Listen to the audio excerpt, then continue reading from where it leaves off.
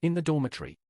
Qin squinted at Lao San and others in front of him and responded succinctly, I understand what you said, but it's not my job and I can't do it. Why, there is a senior official in your department. Relative? The third child grinned, stretched out his hand and grabbed Qin collar. I'm going to shovel the hell out of here right now, can you? Don't touch me. Ha ha, you. Fucking. A cactus. I just touched you, what? The third child was also very strong. He raised his right arm and punched Qin in the side of the head. Qin stepped sideways and pulled back, clasped Lao San's wrist with both hands, and swung his right leg slightly sideways. Bang, bang. There was a deafening sound, and the third child was thrown onto the bed with a whoosh, and his head hit the iron railing. Hit him. The third child yelled, covering his head. Qin bent down, leaned his upper body into the first floor of the bed, pulled the third child's neck with his left hand, lifted his right leg in an instant, and hit his temple with his knee. Bang. The third child's hit head was thrown back, and the back of his head hit the wall again with a bang. Beat me to death, and it will be mine if anything happens. As soon as the words were spoken, everyone rushed forward. Qin, on the other hand, quickly got out of the bed, took 2 steps back, leaned his waist on the blind spot between the windowsill and the bed, and bowed his body slightly. The third child stood up, pulled off the telescopic baton from the wall, and walked towards Qin, cursing in a low voice, You kid, you still want to open the door as soon as you enter the house. At this moment, the closed door was pushed open, and a woman wearing a light green police uniform shouted with a loud voice, What are you doing? Everyone turned around when they heard the sound. The third child was stunned, wiped the blood on his forehead, and immediately said with a smile, Sister Wen. I heard you guys making noise in the corridor. What are you doing, trying to kill people? The woman was probably in her early 30s, tall. Slightly shorter, but very handsome in appearance, with an oval face, big eyes, and a very lively look. It's okay, there's a new kid here, let's chat for a while. The third child replied with bared teeth. The woman glanced at the scene indoors, looked at the third child with bored eyes, and cursed, Why are you so domineering? I offended you when I first came here? No, I asked him to schedule his shift, but he didn't schedule it and even cursed me. Lao San put down his baton and explained with bared teeth. How many times have I seen you playing cards while on duty? Sister Wen rolled her eyes at Lao San and reminded her impatiently, If you make any noise again, don't tell me that I will write it down in your notebook. Got it, Sister Wen. The third child nodded repeatedly. Sister Wen didn't bother to enter the dormitory. She just stood at the door and shouted to Qin, Are you new here? Yes. Qin nodded. Why don't you go get some clothes? I went just now, and there was no one there. Qin responded naively. Sister Wen glared, Fart, I've been in the office. Qin was stunned, That's because I didn't find it. Fetch clothes with me. Sister Wen said, turned around and left. Okay. Qin nodded immediately, bent down to pick up his luggage and walked out. At the same time, he greeted Qilin, Come with me. Qilin didn't know how to face the old man at this time. 3. So when I heard this, I immediately followed him out. In the dormitory, the third child sat up and rubbed the big bump on the back of his head. He lowered his head and spat a mouthful of bloody phlegm on the ground. This bastard knows how to attack, and his skills are very dark. Are you okay, third brother? Without saying a word, he lowered his head and took out his mobile phone and dialed a number. Hey, are you in the office? It's okay. I'm just going to ask you if Qin, who was assigned to our team in the file today, has some connection to it. Huh, no? Are you sure? Okay, I understand. In the corridor. Sister Wen put her hands behind her back and asked Qin, Is there anyone above you? Qin was stunned, No. If not, just be honest. The environment here is very complicated. Sister Wen reminded with a cold face and a warm heart, If you don't fight with them usually, you won't be exhausted if you work more. Thank you, Sister Wen. Qin nodded. Sister Wen stopped talking and took Qin to the warehouse on the first floor. She picked out a police uniform, a police training uniform, a pair of handcuffs and a baton for him, and then left. In the lobby on the first floor, Qilin lowered his head and glanced at his watch and said, I'm going to deliver some materials later, so I won't be with you. You go back and say something soft, and don't make trouble with them. There's Captain Yuan on top of the third child. If you offend him, there will be nothing good to eat in the future. Ha, okay, I understand. Qin nodded with a smile, If you have nothing to do in the evening, let's have dinner together. Well, if I have nothing to do, I will go there looking for you. Qilin also readily agreed. The two briefly exchanged a few words, and Qin returned to the dormitory carrying his things.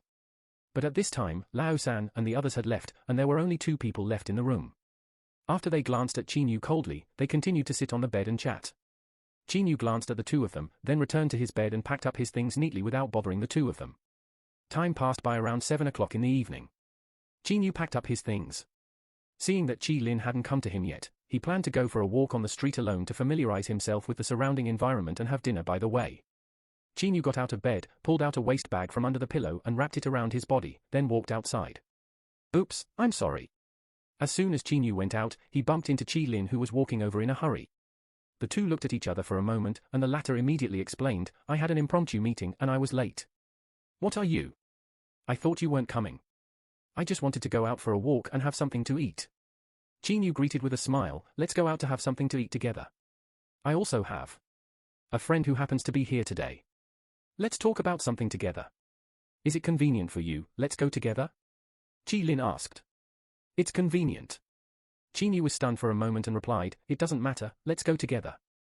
Okay. After the two exchanged a few words, they walked downstairs together and saw another young man at the door of the dormitory hall. Chi Lin's friend is called Li Fugue, nicknamed Lao Mao. According to an old man within the superintendent, he has a certain relationship with Superintendent Li, but the two rarely have contact with each other, so the relationship between the two is not very clear to the outsiders. Moreover, this person is usually very out of character. The most outrageous thing he has ever done is to openly recruit prostitutes at his duty station after being drunk. He insisted on auditioning and let the inspection team encounter him. But in the end, he who initiated the incident was only punished with a demerit and was suspended administratively for half a month. However, two colleagues who had never dealt with him very well were unlucky enough to be persuaded to leave and stripped of their clothes. Even though the old cat's name may sound a bit rustic, he is serious and handsome. If Chinyu's appearance is that of a very resolute and energetic young man with heroic brows, then Lao Mao is the kind of ruffian and handsome, a bit like Zhong Yishan, who was very popular in the past. When the three met, Chi Lin gave a brief introduction. This is Lao Mao, a friend who usually takes good care of me. This is Chinyu, a new trainee police officer from our team. I heard that you followed me when you first arrived. The third child and the others are having a quarrel? *** put one hand in his pocket and asked with an evil smile on his lips, brother, are you a little tempered? No, we just had a few quarrels. Chinyu felt that the old cat's personality was a bit awkward, so he responded vaguely. I'm annoying them too, just do what you have to do.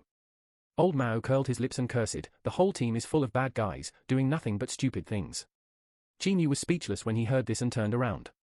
Glancing at Chi Lin, the latter scratched his head and explained, old cat has this kind of character, so just say whatever you want. Where are you going to eat? Asked the old cat. I just came here, and I don't know where the food is delicious. Chinyu said in a low voice, you can show me the place. Who is treating me? The old cat blinked his witty eyes and asked softly.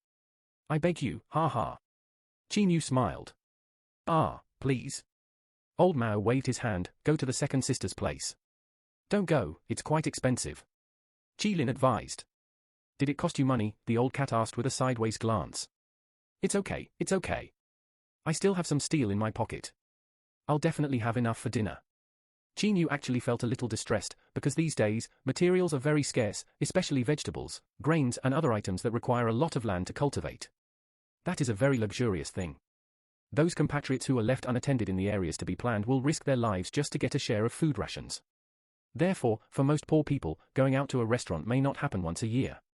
However, Chinyu felt distressed, but he also knew in his heart that he would have to make some friends when he first arrived, and the necessary entertainment expenses could not be avoided, not to mention that he now had a stable job.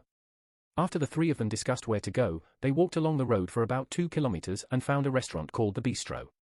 Chinyu stood on the roadside, glanced at the front of the hotel, and unconsciously touched his pocket, feeling distressed again. Let's go. The old cat greeted and started to go up the steps. 1. At this moment, the sound of an ear-piercing motor suddenly sounded on the roadside, followed by an old-looking off-road vehicle parked at the door. The three of them turned around when they heard the sound, and the old cat commented with astonishment in his eyes, what kind of family drives a gasoline car? In this year, gasoline cars have become a very rare means of transportation, because most of the land has become uninhabited. Inhabited areas are either cold or have terrible radiation. Oil cannot be exploited, so it naturally becomes a very scarce resource. That's why the old cat is so surprised. After the SUV stopped on the side of the road, 4 men and 1 girl got out of the vehicle and walked towards the hotel. Let's go in. Chinyu had seen a lot of the world in the waiting area. He only stared at the gasoline car twice, then turned and walked towards the main entrance of the hotel. But the old cat stayed where he was, his eyes fixed on the girl among the 4 men, and he said with a grin, beautiful, good-looking, beautiful. After hearing the sound, Chinyu turned around and glanced at the old cat's coquettish eyes, and immediately said wordlessly, "Let's go, I'm following the man." Among the 4 men, the girl blinked her beautiful big eyes, turned her head and glanced around, then lowered her head and said, "I want to go to the toilet." "Don't think about causing trouble, just leave now." A very short middle-aged man lowered his head and reprimanded, with a stiff accent that sounded like Japanese. "Buzz." At the same time, the phone in Qi Lin's pocket rang twice. He took out his phone, glanced down at the message, and then looked at Chinyu who was walking in front with complicated eyes.